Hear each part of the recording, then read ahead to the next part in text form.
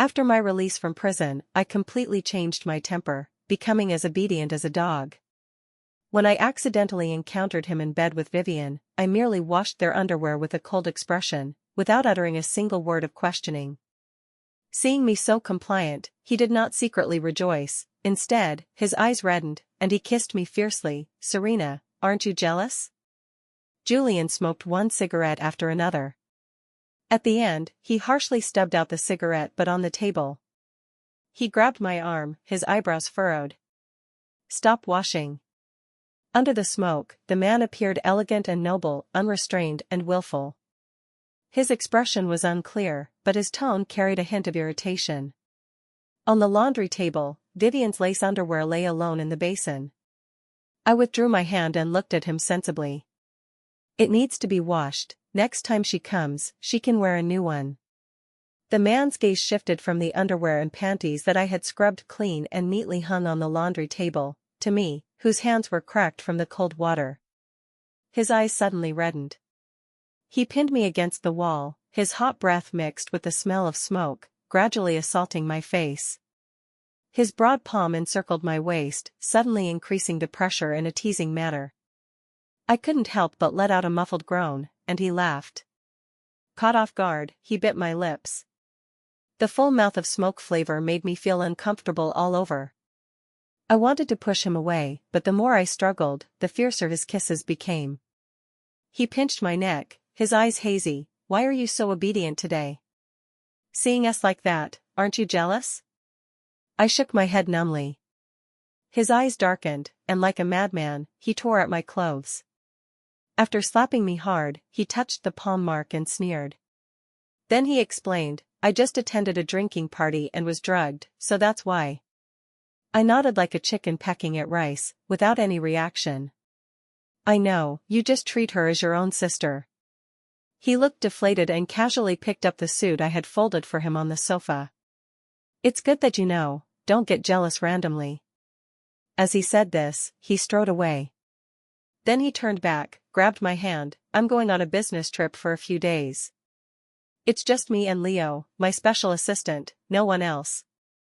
Stay obediently at home. When I return, I'll take you to the Civil Affairs Bureau to remarry. Understand?" Little fool. He reached out, lightly tapped my forehead, then fondly stroked my head. I still nodded obediently, looking at him. "I understand." As soon as he left, the taxi I had booked to the airport arrived at the door. I packed my things, cleaned the room. After clearing all traces of myself from the room, the driver loaded my various suitcases into the trunk. The taxi sped along, encountering green lights all the way, unimpeded. Before boarding the plane, he called me. "Didn't I already tell you that last night with Vivian was an accident? I thought after getting out of prison, you'd change, but you're still the same stubborn self. You know Vivian is pregnant with my child, and now she's had a premature birth. You must be thrilled. As a woman, how can you be so vicious? Are you fantasizing that if Vivian's child is gone, your position will be secure? You'd better pray Vivian is fine, or you'll never remarry me." After a barrage of scolding, he decisively hung up. Through his friends, I learned that just 10 minutes ago, Vivian had a premature birth for unknown reasons. Instinctively, he pushed all the blame onto me. Looking at the floating clouds drifting by outside the window, I exhaled a breath of stale air, feeling an unprecedented lightness. From now on, whoever wants to remarry him can have him. I don't care anymore. Connecting to the plane's Wi-Fi, I opened my phone and blocked all of Julian's contact methods and mutual friends. Just the daily photos of the two of us numbered over 10,000. After clearing all traces, my heart felt much more at ease. I turned off the phone and leaned back in the seat. The young lady sitting next to me, seeing this, suddenly became interested and started chatting with me. "Wow. Sister, isn't that the famous Julian? How do you have his photos? Are you a couple? Did you break up? Why did you delete all his photos?" Under her repeated questioning, I told her about this past. Julian's youthful, tender face slowly emerged in my mind. When we first met, he wasn't as elegant and noble as now. He was just in the winter wind, wearing tattered hoodies, gnawing on steamed buns, and memorizing words like crazy. That day, my father, who was usually busy with his career, rarely had free time and came to pick me up from school. Seeing me staring at that boy, he stopped the car. Father and daughter, wearing short sleeves, sat in the car with the heater on. Together, we watched the boy outside, engrossed in flipping through his English vocabulary book. We picked him up and took him home. He had a stubborn personality and strong self-esteem. No matter how much money my dad spent on him, even for buying a bottle of water, he would note it down meticulously, saying that when he succeeded in the future, he would definitely repay us. He studied very seriously, scoring full marks in almost every exam across all subjects. He was recognized by everyone as a genius. In contrast to his genius, I was acknowledged by all as a fool.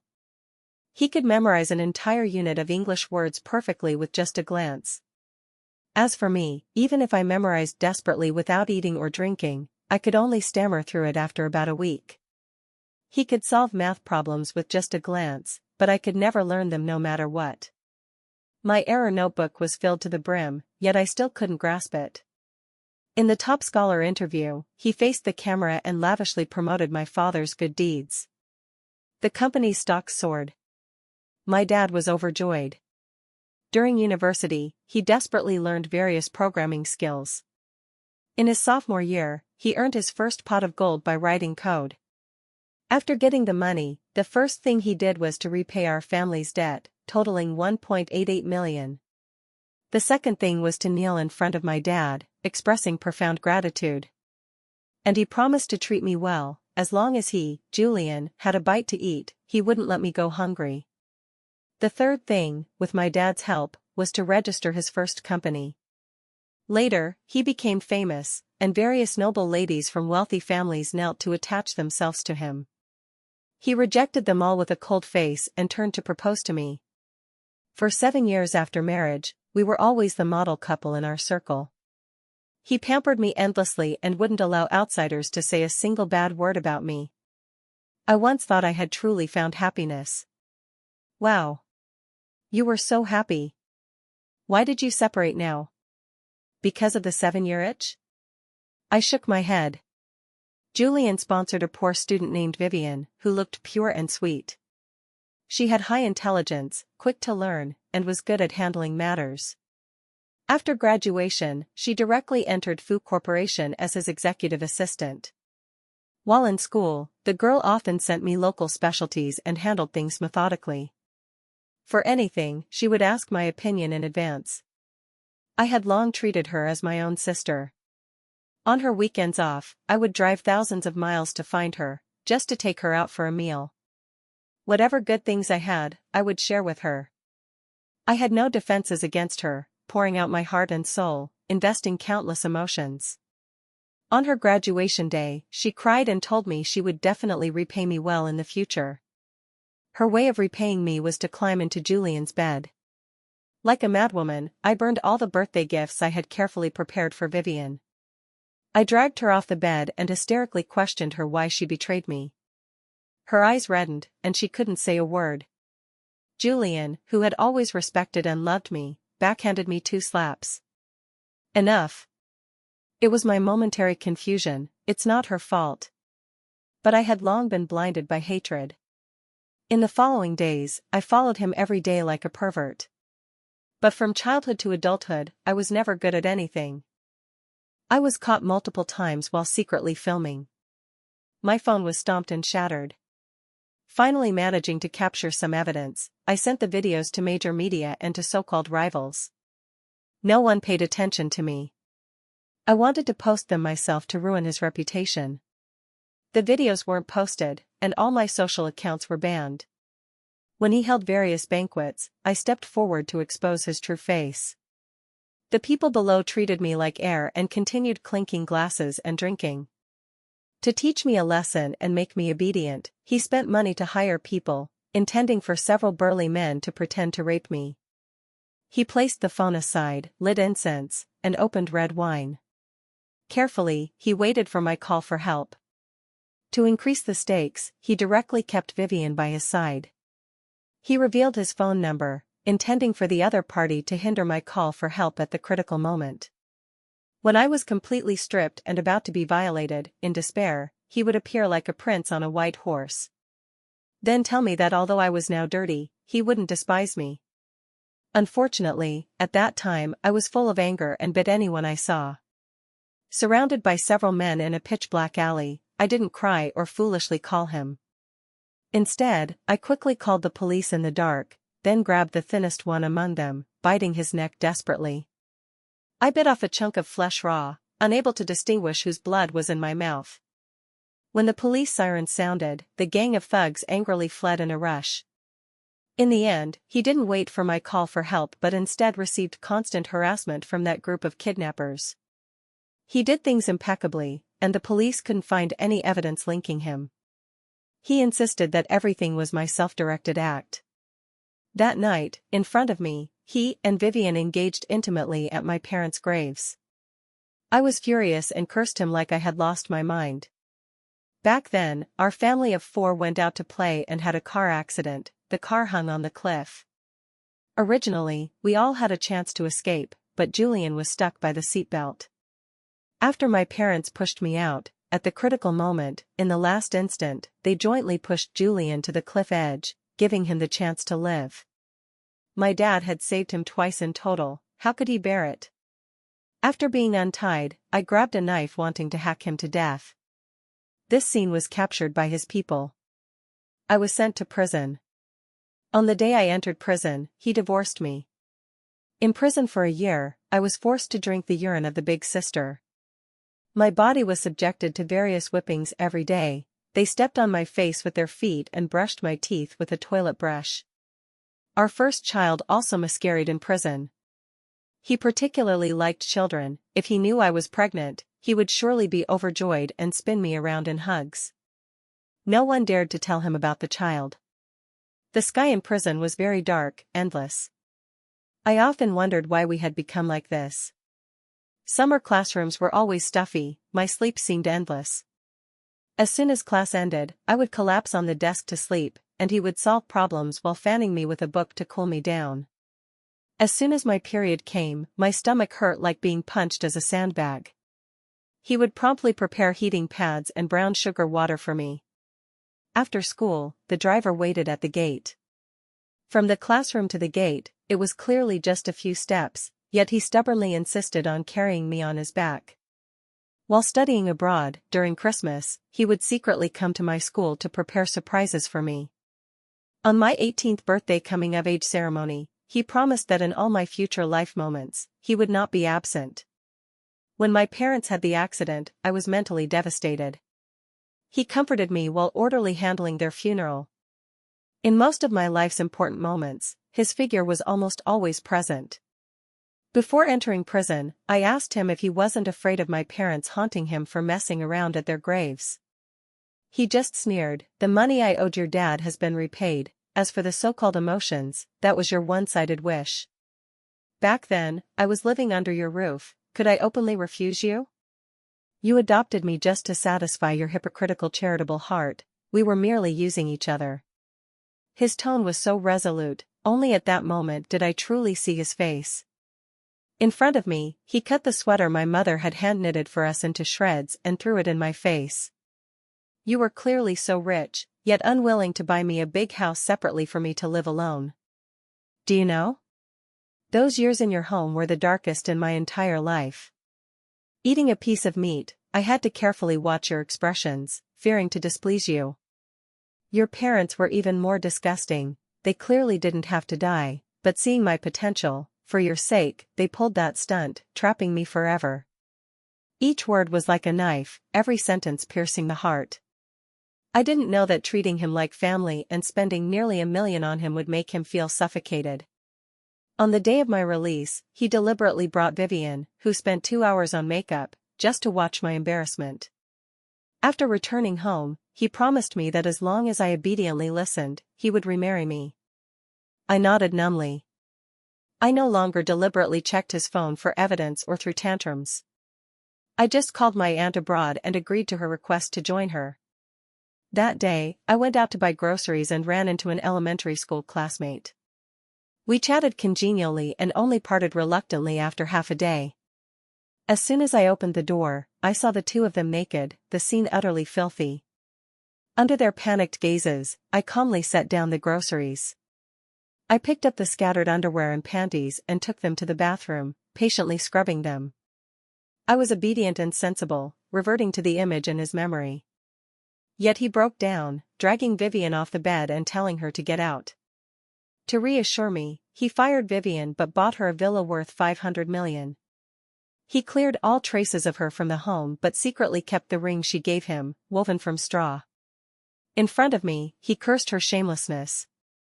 Yet, he connected her with big shots in the film industry to recommend her, carefully protecting her dream of stardom. The plane landed, and my story was finished. The girl was so angry her fists turned purple.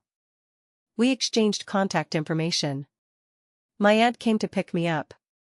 With my aunt, we barbecued a whole lamb in her estate. We went together to see the aurora. When bored, we raised a large group of cute chickens and ducks in the estate. I also made a friend from China. With light eyebrows, peach blossom eyes, an oval face, enthusiastic and lively. He would always run to the estate, grab my hand, throw himself into my arms, calling sister sister. Completely opposite to Julian's politeness, distance, and ferocity. He would seriously and enthusiastically express his affection. Sister, really not considering trying with me? But I really like you. Widening his fluttering big eyes, looking at me with clear gaze. His name is Ethan, the son of my aunt's friend.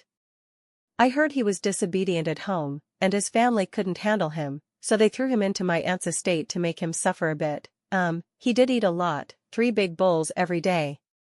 Julian had no desire for food, a steamed bun, an egg, a carrot, a steak, an apple were enough. In his words, it saved time and was efficient. He always said that clearly, there are many things in the world more interesting than eating, drinking, and having fun. He didn't know why people always wasted time on these boring things. Sister. Eat, eat, eat. Don't be polite. Ethan clipped a lot of food into my bowl. His cheeks were stuffed full with meat, oil stains on both sides of his lips, incongruous with his face. With this big eater accompanying us, my aunt and I always ate heartily. After eating, he washed a lot of fruits and brought them. He didn't treat himself as an outsider at all, without any airs. Sister, eat strawberries. He placed the fruit platter on the table. The 3 of us, barefoot on the grass, leaning on lounge chairs, watching the moonlight. His mouth seemed to rest only when he was sleeping. Crunch. After biting off a piece of apple, holding the apple with a chunk missing, he started telling us gossip. Sister, tomorrow I'll take you for a drive. Brother's skills are top-notch, others want. My aunt chuckled, heavily knocked his back of the head, then had someone bring a pile of documents. Tomorrow, read through these proposals and organize a summary for me. He wrinkled his nose, resembling that angry panda head emoji. I couldn't help but laugh at his appearance. But he mistakenly thought I was laughing at him, rolled his eyes at me, picked up the documents, covered his face, and ran away. Passing by his room, I heard him softly crying inside. What to do? I wanted to give her a flirtatious glance, but got nervous and turned it into rolling eyes. She won't be angry with me, right? Woo-woo. The person on the phone kept comforting him and started giving him advice. I heard that to chase women, you need to use seduction, they fall for that. How about taking advantage of the hot weather and strut in front of her? The one crying like a water buffalo quieted down and suddenly grinned. The next day, as soon as I got up to sunbathe, he took off his clothes and walked back and forth in front of me. While walking, he rolled his eyes at me. Ouch, so hot this damn weather, why is it so hot? His distinct lines were blatantly displayed before me.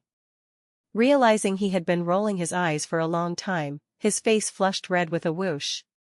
He quickly fled the scene. Woo-woo, I got anxious and started rolling eyes again. He cried to his friends.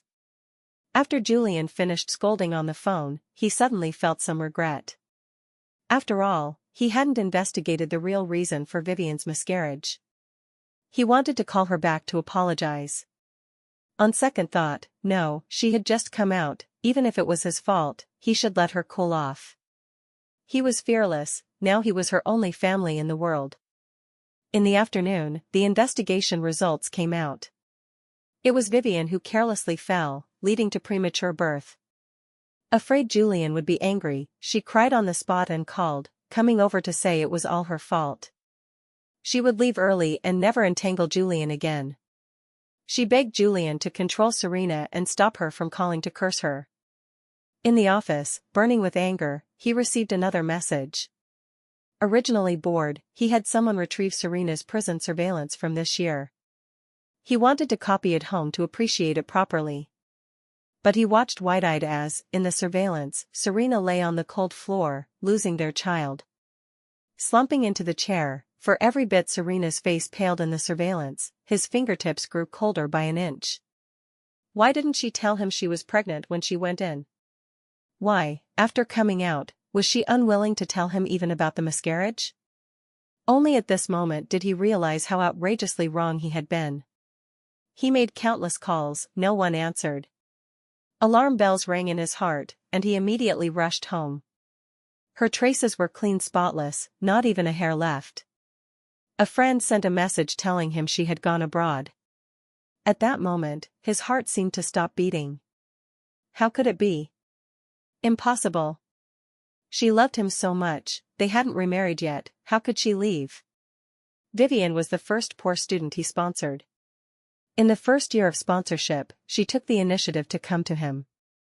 As a sophomore, she shamelessly tore open her clothes. Give me a chance. I'll be more interesting than that old hag, believe me. He was very angry and immediately had her thrown out of the company. But she was quick-witted and started finding various excuses to add Serena's contact. The two grew closer. Serena devoted most of her energy, treating her sincerely. He originally wanted to expose Vivian as this shameless woman. But seeing his wife so serious, he couldn't imagine her reaction upon knowing the truth. So, he secretly warned Vivian not to deceive his wife anymore. Their first time was in a hotel. That night, after Julian finished a drinking party, he suddenly felt thirsty. Just then, a masked lady delivered drinks, and he drank it without hesitation. Unexpectedly, he was drugged. When Vivian grabbed his arm and walked to the room, he understood everything.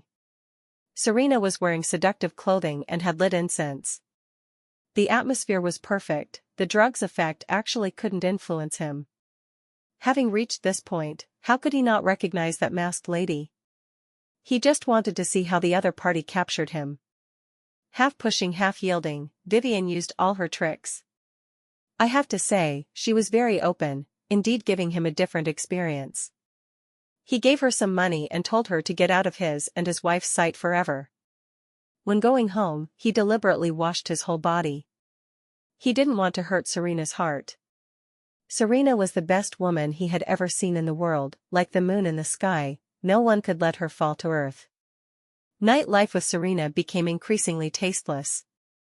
His heart seemed hooked by Vivian, he thought of her every moment. Ironically, she was good at playing hard to get. After that time, she never met him again. Finally, he got fed up with Serena's boring appearance.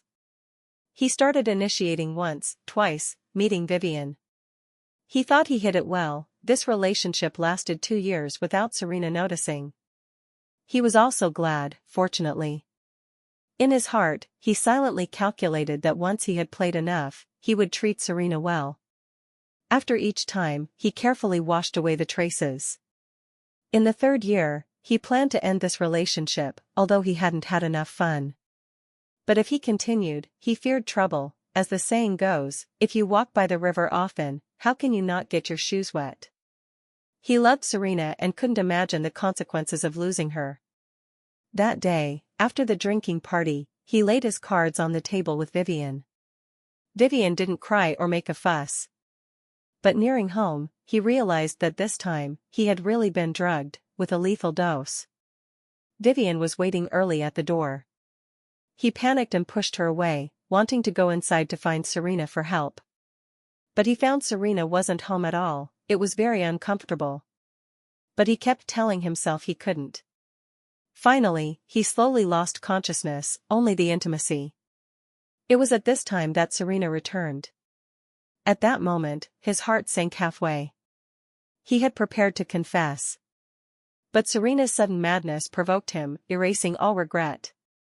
She began madly retaliating against him. Seeing her like that, he was full of irritation. How did his gentle and elegant white moonlight wife turn into a resentful woman? So, he started using tricks, trying every way to turn her back to her former self. He knew that chastity, at any time, was a woman's moral shackle. So he spent a lot of money to have people pretend to violate her. Then, not only could she be reformed, but perhaps their old debts could be wiped clean, and their relationship could warm up, killing multiple birds with one stone. Unfortunately, the rose he personally cultivated had thorns. So, hardening his heart, he set up a scheme to send her to prison and found people to harshly take care of her. He thought, Serena, don't blame me for being ruthless, everything I did was for you. After release, she indeed became obedient. He was secretly delighted but dared not show it, fearing Serena would become complacent. Seeing her obedient appearance, he felt uneasy, always thinking she was pretending. So, he arranged to meet Vivian again, timing it precisely. In front of her, they engaged intimately. She didn't cry or fuss, just obediently cleaned their intimate clothing. Looking at the old scars exposed on her neck, her hands reddened by cold water. His heart suddenly ached intensely, as if his organs were crushed. Why wasn't she angry? Did she no longer like him? He waited slowly for his wife to scold him. Unfortunately, his wife just obediently and seriously washed the clothes. Obedient like an emotionless robot, chilling to the bone. He originally wanted to remarry Serena soon. But Vivian was entangled and unclear. After all, she had been with him for so many years, he couldn't wrong her. So, behind Serena's back, using business trip as an excuse, he went to help her connect. He thought, Serena is now so obedient and sensible, there shouldn't be any problems. Wait for me to completely sort things out with Vivian, I must treat Serena well. I absolutely cannot betray her again. Ethan finally learned to wink correctly. It was almost New Year, and the three of us returned to the country. In this half year, with my companionship, he finally gritted his teeth and began seriously studying business. On New Year's Eve, Ethan's parents, the family of three, came to join my aunt and me for hot pot. He started clipping things into my bowl again. Whatever delicious in the pot was cooked, he clipped it into my bowl. I couldn't eat that much. Looking at the ingredients piled into a small mountain. His dad covered his face. Back then, your old man was a master in love. How did I have such a disappointing offspring like you? Aunt Daisy secretly pinched his arm. Afterward, everyone in the room looked at each other. Ethan was embarrassed, looking at me aggrievedly, like a pitiful little dog. Approaching midnight, he pulled me outside to set off fireworks. The flames shot into the sky, blooming in the night, igniting the entire silent night. Serena, sister, I like you, a faint voice lightly floated by my ear. Turning my head, the person beside me had a panicked face but pretended to be calm, seriously appreciating the fireworks. Say it again. After the fireworks ended, I looked at his profile. The man joyfully turned his head, lowered it, and gently gave me a kiss. Distant fireworks began blooming again. We looked at each other, corners of our lips curving into a smile. On the balcony, we held beers in hand. Does it hurt? After clinking glasses with me, he carefully touched the old scars on my arm. Tears fell through the bottle mouth into the bottle, creating a ripple. I shook my head, it doesn't hurt at all. The first time I caught them together, I was furious because I still harbored illusions in my heart. I wanted, through hate, to make him give me a reasonable explanation within my acceptable range. I thought, as long as there was an explanation and a promise not to mess around anymore, I could definitely forgive him. The second time, at my parents' graves, I hated him so much I wanted to kill him immediately. It was true hate, hating myself for being blind and loving the wrong person. Hating him for betraying me, betraying our years of relationship. Hating Vivian for misplaced trust, pouring my heart out to her only to receive endless humiliation. Later, when the first scar fell, hatred surged. The second scar, hate mixed with love, fantasizing if he would come to save me? Fantasizing that perhaps he didn't know about all this, that it was Vivian's doing? Third, fourth, the child turned into blood. My chaotic mind suddenly cleared. All love and hate dissipated in an instant. He's simply a beast. He better not let me catch him, or I'll severely beat him. Tears rolled out desperately. I wiped his tears for him. Why are you crying? The more I comforted him, the more distressed he became. Finally, he directly hugged me but didn't dare hug too tight, afraid of hurting my wounds. After the new year, Ethan and I got our marriage certificate. The entire wedding was handled by him. The venue was in warm tones, filled with various dolls, decorated with flowers, all using my favorite lavender. My wedding with Julian was very hasty. He said he didn't want to waste time on such meaningless things. I knew, no matter what, he still loved me, so I complied with him. On the wedding night, he cried and made a fuss again. The two of us didn't do anything else. He bought a lot of scratch cards. With heads together, grinning and scratching. In the end, I really scratched out 5 million. Ethan's friends sent us many red envelopes, all packed tightly. These never appeared at my wedding with Julian. Even on our wedding night, he was working on the computer in the bridal chamber. When taking the child to fly to M country to see my aunt, I encountered Julian at the airport. Accurately speaking, it wasn't a chance encounter. Ethan didn't stop him. On our wedding day, he came but was escorted out by Ethan's people. Later, he came many times and was sent back each time. Somehow he heard that I was flying to M country today and waited at the airport early. Serena. I turned around, the man standing opposite me. After several years, he looked much more haggard. His stubble reached his ears, unshaven. On his head, there seemed to be a few white hairs. He ran in front of me, reaching out. Ethan's heart jumped to his throat. He immediately intercepted to prevent him from grabbing my hand. Uncle, who are you? Do you have business with my wife? Wife, he looked at me aggrievedly, as if I looked at Julian one more time, he would cry. Julian forcefully pushed him away and desperately grabbed my hand. Serena, I know I was wrong, forgive me, okay? I can't live without you. Give me one last chance. He hugged me and wouldn't let go. Ethan anxiously used all his strength to pull him away but couldn't. Let go. Who allowed you to hug her? She's my wife. Mine. Mine. The man's tears dropped one by one onto me. How strange, back then, I begged him in the same way. Even when bullied in prison to the point of wanting to die, I was in this posture. But he never gave me a chance. Julian, it's all in the past. In the past? He laughed, grabbing my shoulders and shaking. How can it be in the past? He roared, your dad and you, without my consent, pulled me from hell to heaven, and now both abandon me. What do you take me for? Serena, what exactly do I have to do for you to believe me? With red eyes, his whole body trembled.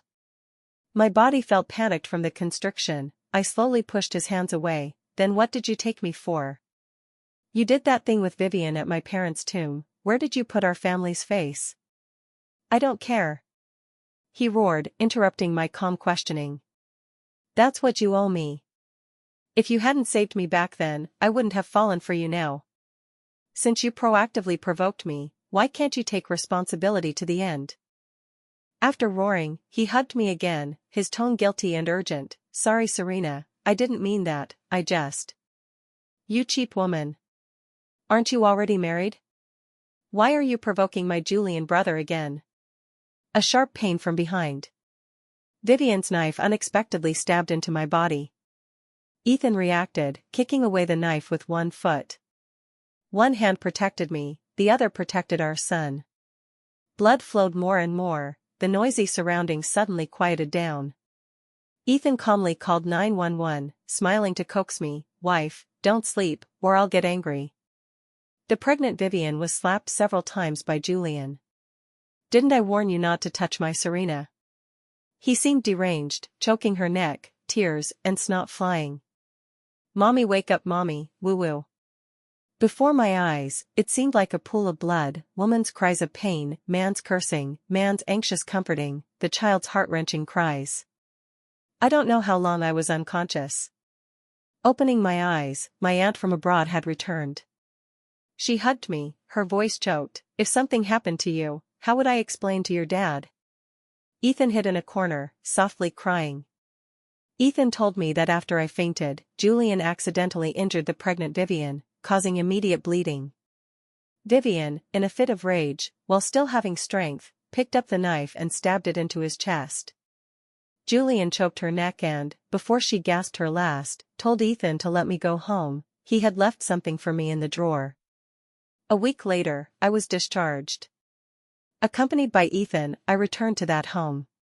The house was a mess, clothes scattered everywhere. The floor was full of wine bottles, no place to step. Opening the cabinet, I found the documents. Inside was a property transfer agreement. He also left me a letter. He said, perhaps it was a premonition, before leaving that day, he always felt uneasy. So, he returned and wrote everything he needed to confess in the letter. He apologized to me, to my family. He also wrote a bunch of mushy words, all about how much he had loved me and such. After getting the things, I left without looking back. After my parents' accident, my aunt hurried back from abroad. She had long converted their assets into cash and deposited them into my account.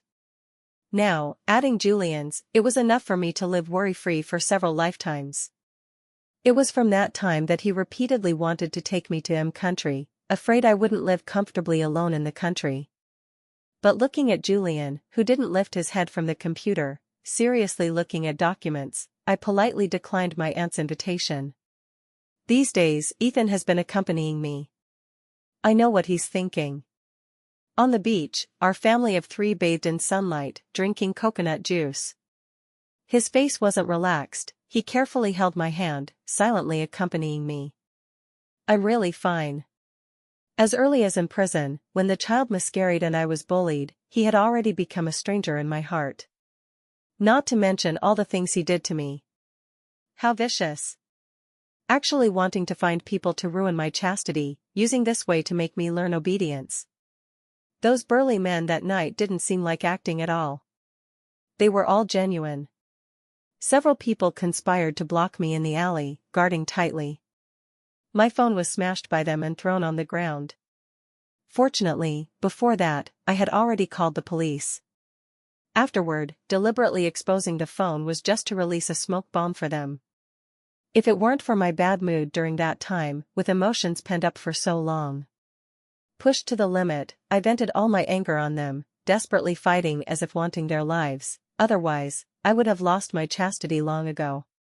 Moreover, it was only after his death that I learned that the two had hooked up so long ago. During this period, I was treated like a fool, kept in the dark. Our son ran to me in a milky voice, opening his arms, "Mommy, hug, no discomfort." Seeing this, Ethan also imitated, "Wife, hug, no discomfort." The family of 3 hugged tightly, joyful laughter echoing across the beach. The sunlight was just right, a gentle breeze blowing. The withered tree in front of the door had small green buds sprouting from its branches. Winter had passed, spring had arrived. Now I have money and family. In my future life, I don't need to learn to become the obedient image in someone's eyes. I just need to be myself, and that's enough.